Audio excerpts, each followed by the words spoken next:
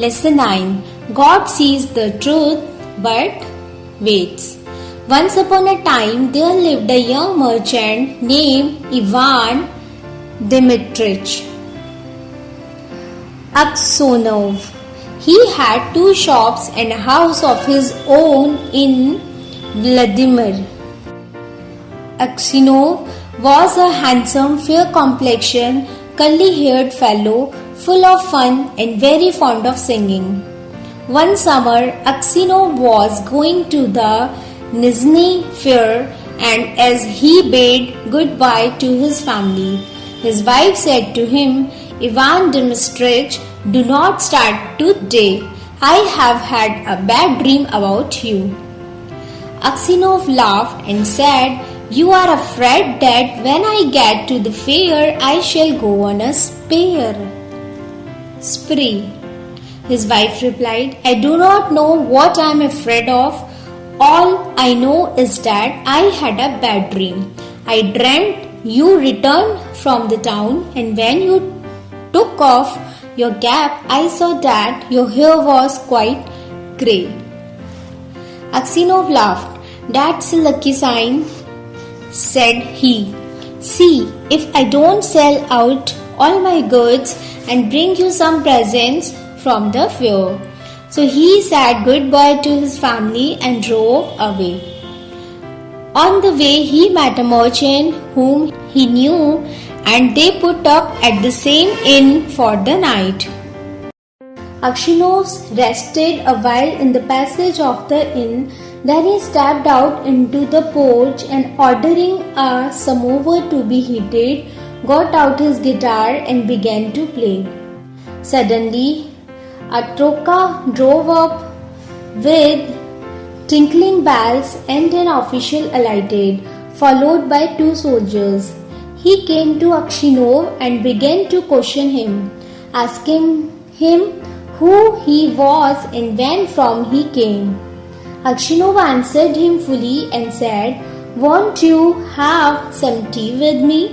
But the official went on cross-questioning him and asking him, "Where did you spend last night? Were you alone or with a fellow merchant? Did you see the other merchant this morning? Why did you leave the inn before dawn?" Aksonov wondered why he was asked all these questions, but he described all that had happened and then added, "Why do you cross-question me as if I were a thief or a robber? I am travelling on business of my own and there is no need to question me." Then the official, calling the soldiers, said, "I am the police officer of this district and I am questioning you because the merchant with whom you spent last night has been found with his throat cut. We must search your things." They entered the house. The soldiers and the police officer unstrapped Aksonov's luggage and searched it. Suddenly, the officer drew a knife out of a bag, crying, "Whose knife is this?" Aksonov looked, and seeing a blood-stained knife taken from his bag, he was frightened. "How is it there is blood on this knife?" Aksonov tried to answer but could hardly utter a word and only stammered, "I don't know, not mine." Then the police officer said, "This morning the merchant was found in bed with his throat cut. You are the only person who could have done it. The house was locked from inside and no one else was there. Here is this blood-stained knife in your bag and your face and manner betray you. Tell me how you killed him and how much money you stole." Aksonov swore he had not done it, that he had not seen the merchant after they had tea together, that he had no money except 8,000 rubles of his own, and that the knife was not his. But his voice was broken and he trembled with fear as though he went guilty. The police officer ordered the soldiers to bind Aksonov and to put him in the cart. As they tied his feet together and flung him into the cart, Aksinov crossed himself and wept. His money and goods were taken from him, and he was sent to the nearest town and imprisoned there. Enquiries as to his character were made in Vladimir. The merchants and other inhabitants of that town said that in former days he used to drink and waste his time, but that he was a good man. Then the trial came on. He was charged with murdering a merchant from Rajhan and robbing him of 20,000 rubles. His wife was in despair and did not know what to believe. Her children were all quite small. One was a baby at her breast. Taking them all with her, she went to the town where her husband was imprisoned. At first, she was not allowed to see him, but after much begging, she obtained permission from the officials and was taken to him. When she saw her husband in prison dress and in chains, shut up with thieves and criminals, she fell down and did not come to her senses for a long time. Then she drew her children to her and sat down near him. She told him of things at home and asked about what had happened to him. He told her all and she asked, "What can we do now?" "We must petition the Caesar not to let an innocent man perish." His wife told him that she had sent a petition to the Caesar, but it had not been accepted. Aksinov did not reply but only looked downcast. Then his wife said, "It was not for nothing. I dreamt your hair had turned grey. You remember? You should not have started that day." And passing her fingers through his hair, she said, "Vanya, dearest, tell your wife the truth. Was it not you who did it?" "So you too suspect me," said Aksinov, and hiding his face in his hands, he began to weep. Then a soldier came to say that the wife and the children must go away, and Aksinov said goodbye to his family for the last time. When they were gone, Aksinov recalled what had been said, and when he remembered that his wife also had suspected him, he said to himself, "It seems that only God can know the truth. It is to Him alone we must appeal, and from Him alone we can expect mercy." And Aksinov wrote no more petition, gave up all hope, and only prayed to God. Aksinov was condemned to be flogged and sent to the mines. So he was flogged with a knot, and when the wounds made by the knot were healed, he was driven Siberia with other convicts.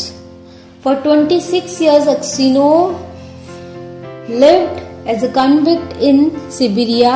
His hair turned white as snow, and his beard grey, long, thin, and grey. All his mirth went. He stopped. He walked slowly, spoke little, and never laughed. But he often prayed. In prison, Aksinov learned to make boots and earned a little money with which he bought the Lives of the Sun. He read this book when there was light enough in the prison, and on Sundays in the prison church he read the lesson and sang in the choir, for his voice was still good. The prison authorities liked Aksinov for his meekness, and his fellow prisoners respected him. They called him grandfather and the Sant. When they wanted to petition the prison authorities about anything, they always made Aksinov their spokesman. And when there were quarrels among the prisoners, they came to him to put things right and to judge the matter. No news reached Aksinov from his home, and he did not even know if his wife and children were still alive. One day, a fresh gang of convicts came to the prison. In the evening, the old prisoners collected round the new ones and asked them what towns or villages they come from. and what they were sentenced for. Among the rest, Aksinov sat down near the newcomers and listened with the downcast ear to what was said. One of the new convicts, a tall, strong man of 60, with a closely cropped grey beard, was telling the others what we had been arrested for. Well, friends, he said, I only took a horse that was tied to a sledge and I was arrested and accused of stealing. I said I had only taken it to get home quicker and had then let it go. Besides, the driver was a personal friend of mine, so I said it's alright. No, said they, you stole it. But how or where I stole it, they could not say.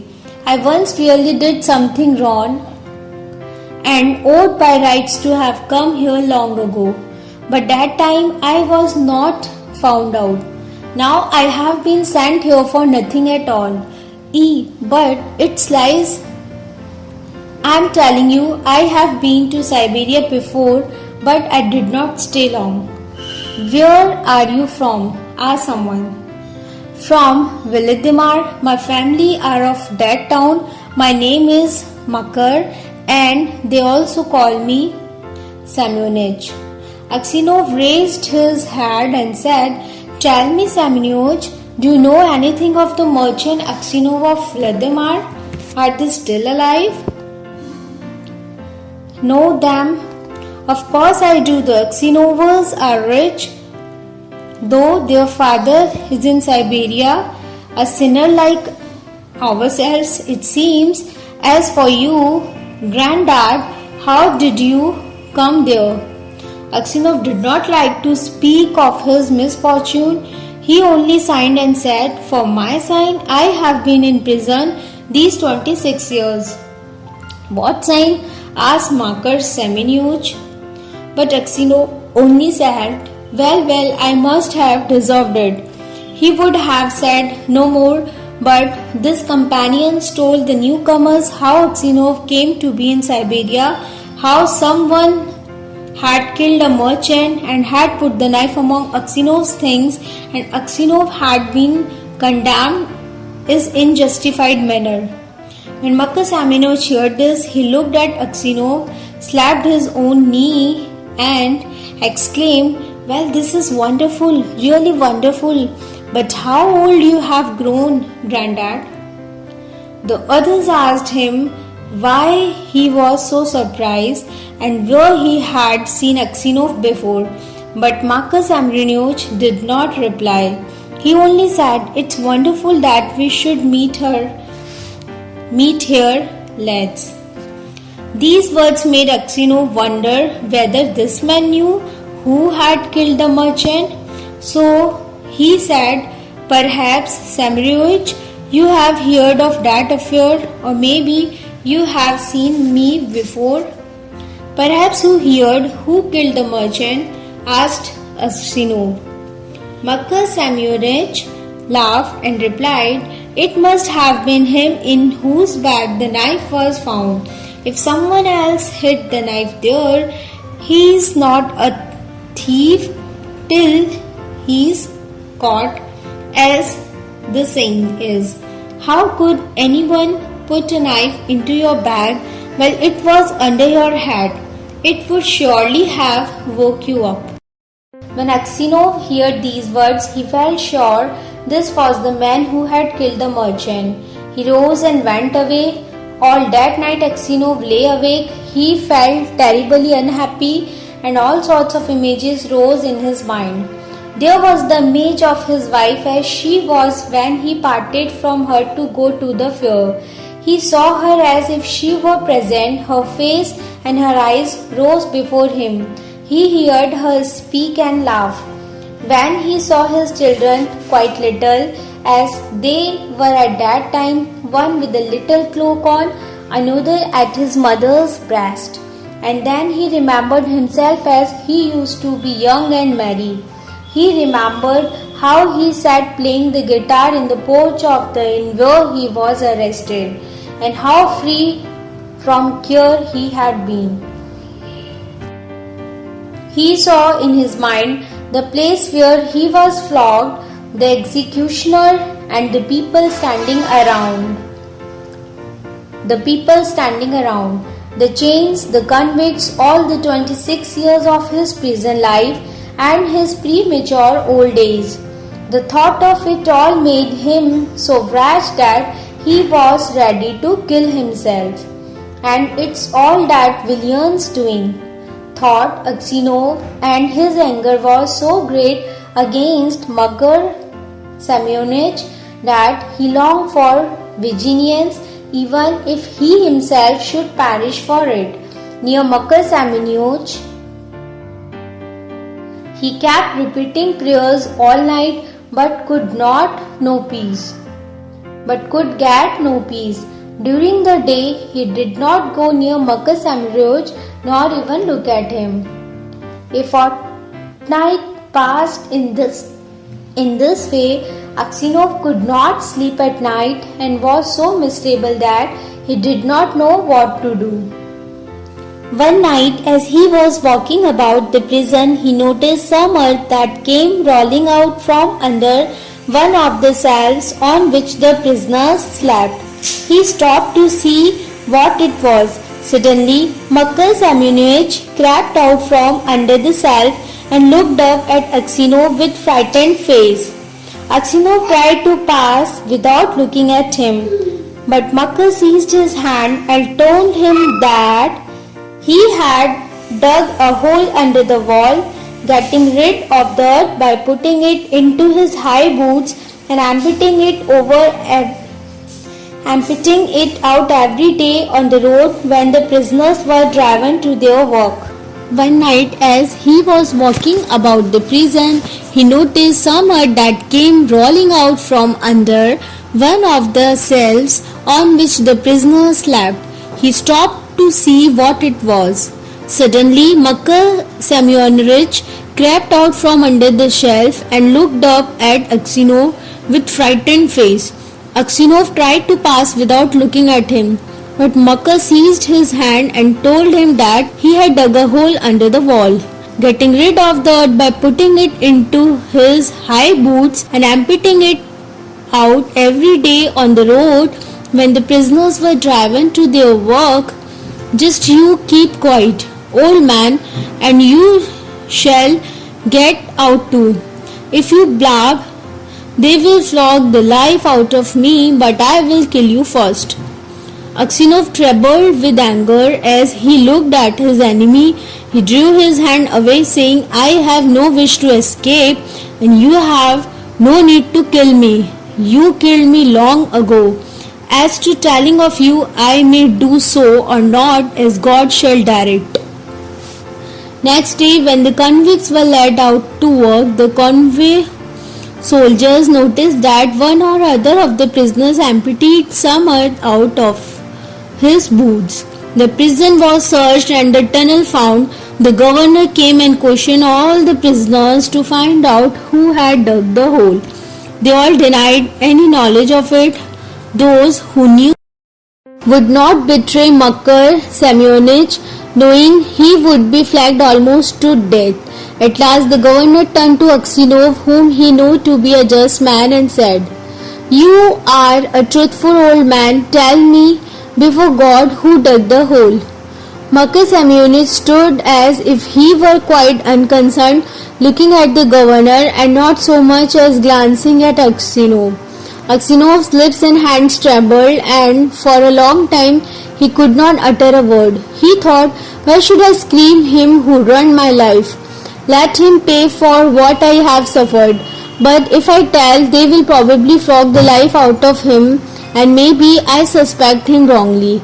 And after all, what good would it be to me? Well, old man, repeated the governor, tell me the truth. Who has been digging under the wall? Aksinov glanced at Makar Semyonich and said, I cannot say, Your Honor. It is not God's will that I should tell. Do what you like with me. I am your hands. However much the governor tried, Aksinov would say no more, and so the matter had to be left. That night, when Aksinov was lying on his bed and just beginning to doze, someone came quietly and sat down on his bed. He peered through the darkness and recognized Makar. "What more do you want of me?" asked Aksinov. "Why have you come here?" Makar Semyonovich was silent, so Aksinov sat up and said, "What do you want? Go away or I will call the guard." Makar Semyonovich bent close over Aksinov and whispered, "Ivan Desmarovich, forgive me." "What for?" asked Aksinov. "It was I who killed the merchant and hid the knife among your things. I mean to kill you too, but I heard a noise outside, so I hid the knife in your bag and escaped out of the window." Aksinov was silent and did not know what to say. Makar Semyonovich slid off the bed shelf and knelt upon the ground. "Ivan Dmitrich," said he, "forgive me. For the love of God, forgive me. I will confess that it was I who killed the merchant, and you will be released and can go to your home." "It is easy for you to talk," said Aksinov, "but I have suffered for you these 26 years. Where could I go to now? My wife is dead and my children have forgotten me. Have nowhere to go." Makar Semyonovich did not rise but beat his head on the floor. "Ivan Dmitrich, forgive me," he cried. "When they flogged me with the knot, it was not so hard to bear as it is to see you now. Yet you had pity on me and did not tell. For Christ's sake, forgive me, wretch that I am." And he began to sob. When Aksinov heard him sobbing, he too began to weep. "God will forgive you," said he. "Maybe I am 100 times worse than you." He had desired to leave the prison but only hoped for his end come. In spite of what Aksinov had said, Makar Semyonovich confessed his guilt, but when the order for his release came, Aksinov was already dead. Word meaning: righteous, violent; perish, die; petition, request; mirth, amusement; vengeance, revenge; confess, plead guilty; convict, criminal; stammered, paused. Let's learn grammar. Conjunctions. A conjunction is a word that joins. A conjunction joins two parts of a sentence. Here are some example conjunctions. Coordinating conjunctions: and, but, or, nor, for, yet, so.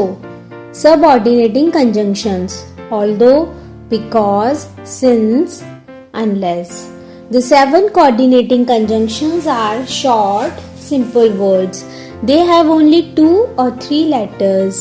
There's an easy way to remember them. Their initials spell: F for A and, N nor, B but, O or, Y yet, S so.